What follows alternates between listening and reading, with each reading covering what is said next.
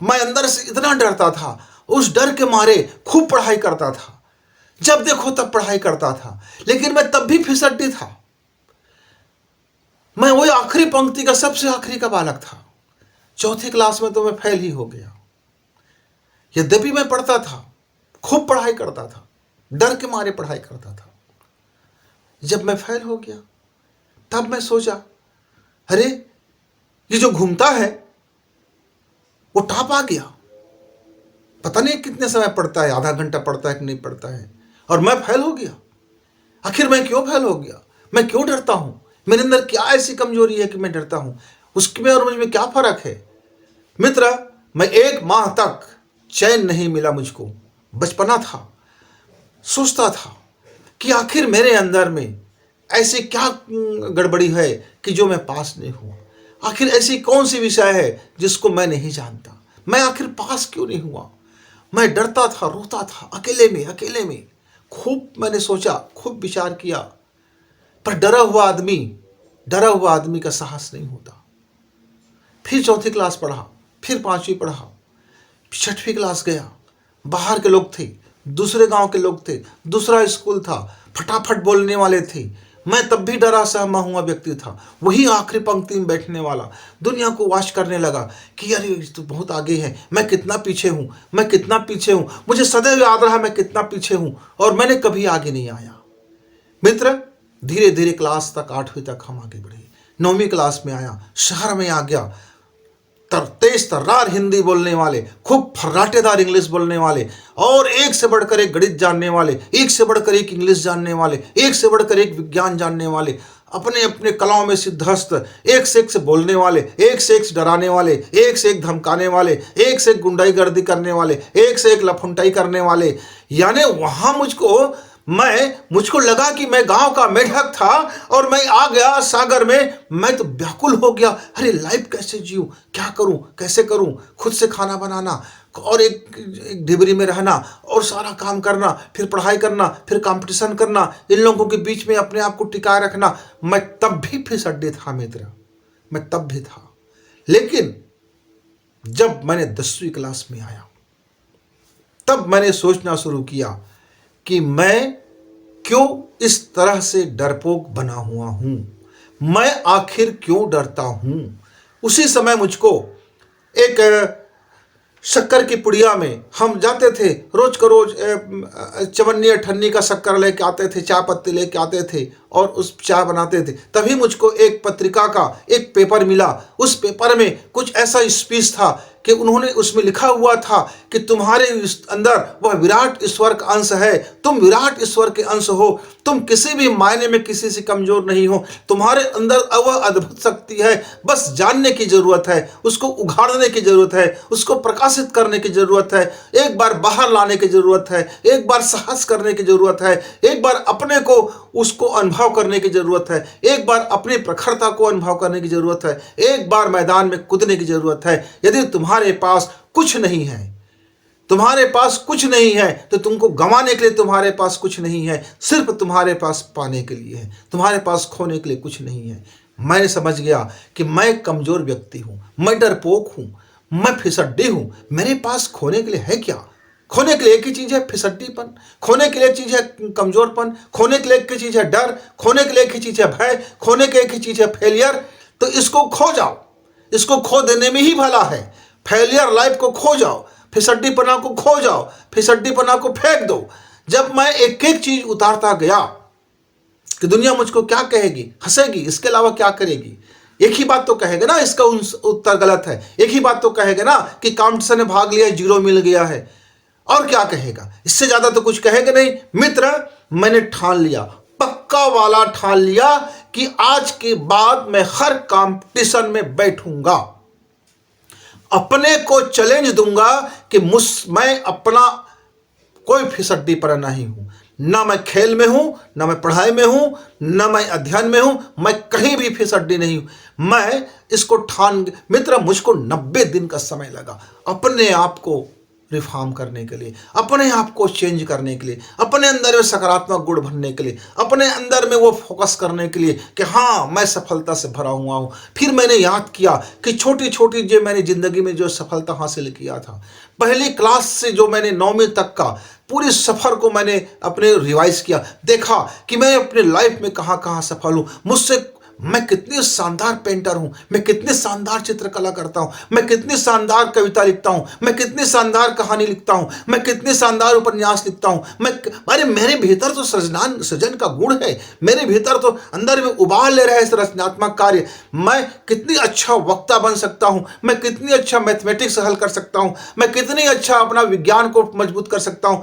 अरे मैं कितनी, मेरी भाषा में कितना अच्छा मजबूत हो सकता है, मैं कितनी अच्छी संस्कृत का विद्या अध्ययन कर सकता हूँ। मैं वेद उपांग से लेकर के आधुनिक विज्ञान और गणित, मैथ्स, भूगोल, रसायन शास्त्र, इतिहास, राजनीति, कोई चीज ऐसा नहीं है जिस पर मैं अपना हाथ नहीं आजमा सकता हूं। मैंने विचार किया और लग गए मित्र अपने से बड़े क्लासों के लिए तैयारी करना, और उतर गए कंपटीशन में। शहर में जो भी कंपटीशन होता मैं अपना नाम लिखाता, जो भी कंपटीशन होता मैं अपना नाम लिखाता। हंसी, कभी कभी हम हंसी के पात्र भी बनते। हमें उस समय डांस आता नहीं था, हमने डांस प्रतियोगिता में भाग ले लिया। तब हमको मालूम हुआ कि जो मैं डांस कर रहा हूं इसको डिस्को कहा जाता है। अरे कुछ नहीं आता, कुछ भी नाच कर दो, वो डिस्को बनाओ। मूल चीजों को समझना शुरू किया, संगीत को समझना शुरू किया, मेडिटेशन को समझना शुरू किया, अपने अंदर के संगीत को समझा। जब हम एक एक चीज समझे, मंत्र विज्ञान समझे, अपने अध्ययन समझा, अपने अंदर के ध्यान करने की कला में उतरने लगे मित्र, हम क्या देखते हैं कि उस समय 11वीं का क्लास बोर्ड का क्लास हुआ करता था, और हम बोर्ड के क्लास में यद्यपि हम बहुत कम पढ़ाई किए थे क्योंकि हमारा सारा ध्यान तो इधर उधर में लग गए थे। अब हमारे पास बचा था 90 दिन बचा था। यद्यपि मैं हर दिन क्लास अटेंड करता था, पढ़ाई भी करता था, होमवर्क भी करता था, उस दिन का काम उस दिन निपटाता था। No pending. एक जीवन में मैंने अपना बना लिया कि आज मुझको ये काम करना है, नो पेंडिंग। फिर मैंने वो नो पेंडिंग के फार्मूला को बड़े बड़े दीवार में लिख लिया कि आज का काम आज करो, नो पेंडिंग। जितना मुझको आज तैयारी करना है उसको आज तैयारी करो, कुछ भी हो जाए, नो पेंडिंग। फिर मैंने उस नो पेंडिंग की फार्मूला पर मैंने अपनी तैयारी किया। मेरे घर में कई तरह की मुसीबत आए। मेरे पिताजी का देहांत हो गया एन परीक्षा के दिन में, एग्जाम के दिन था, उसी दिन उसका अंतिम संस्कार होना था, और पूरी एग्जाम के चलते तक घर में मातम था। कोई बात नहीं।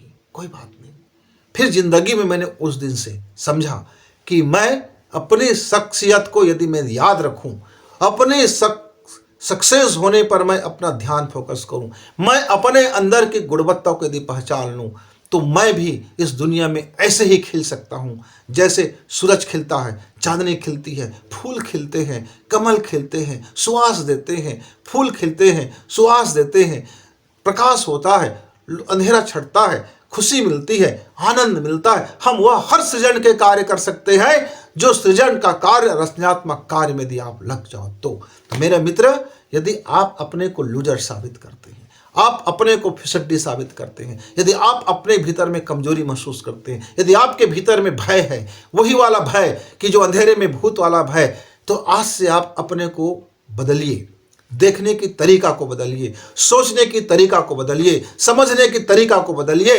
आप जैसे जैसे आप डायरेक्शन चेंज करेंगे, जैसे जैसे आपका दृष्टिकोण बदलेगा, आपके भीतर में वह एनर्जी प्रस्फुटित होगा, वह एनर्जी प्रकाशित होगा, और आपके अंदर में वह टैलेंट है, वह खूबी है जिससे तुम अपने हर एग्जाम को टॉप कर सकते हो, 100 में 100 कर सकते हो। कोई ऐसी कारण नहीं है मित्र कि तुम 100 में 100 नहीं कर सकते हो। बस जरूरत है कि तुम अपने भीतर की एनर्जी को सकारात्मक में ले आओ, पॉजिटिव में ले आओ, थोड़ी मेहनत करना सीखो, अपना ध्यान फोकस करो, अपना काम फोकस करो और लग जाओ, और एक सूत्र अपना लो, नो पेंडिंग।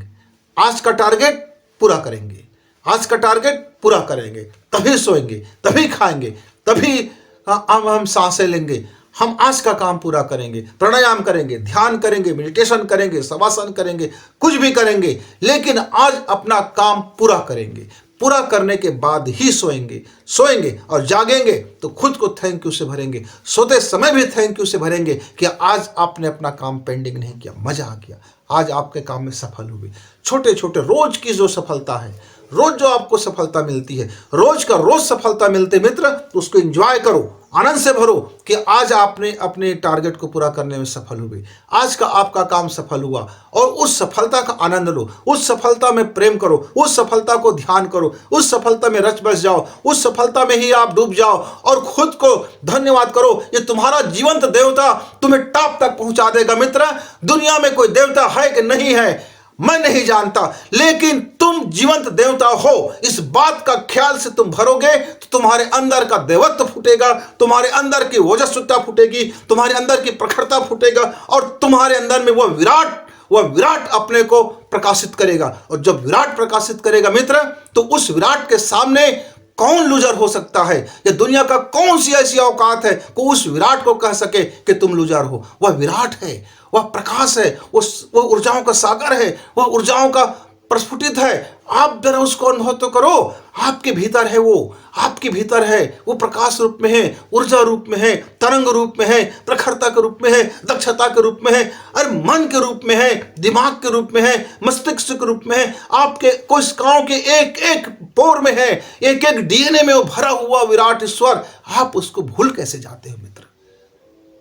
आप अपने पर कमजोर होने का जब धब्बा लगाते हो तो तुम इस विराट ईश्वर पर अविश्वास करते हो।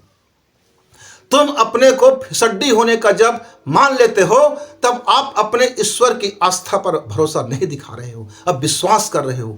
जब आप अपने को कमजोर साबित करते हो, तब आप अपने उस विराट ईश्वर की महिमा पर आप भरोसा नहीं कर रहे हो, आप उस पर जरा अविश्वास दिखा रहे हो मित्र। और आपको कोई हक नहीं है कि आपके अंदर में उस विराट ईश्वर को आप डरपोक बनाओ, फिसड्डी बनाओ, कमजोर बनाओ।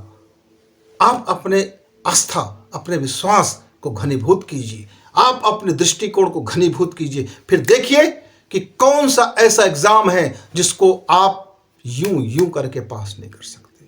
बस फार्मूला याद रखिए, नो पेंडिंग। आज का काम पूरी तरह से, पूरी ईमानदारी से, पूरी ठोस से और पूरे मजेदार, और खुद को थैंक यू।